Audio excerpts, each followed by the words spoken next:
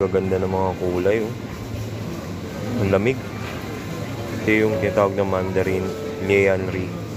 Galing ng South Africa. 7 lang to, 7 real per kilo. Ganda ng kulay, oh. Hindi ko lang alam kung matamis siya kapag binuksan. Pero ganyan siya, oh. Ang lalaki niya. Halos kalahati siguro ng palad ko. Yung laki.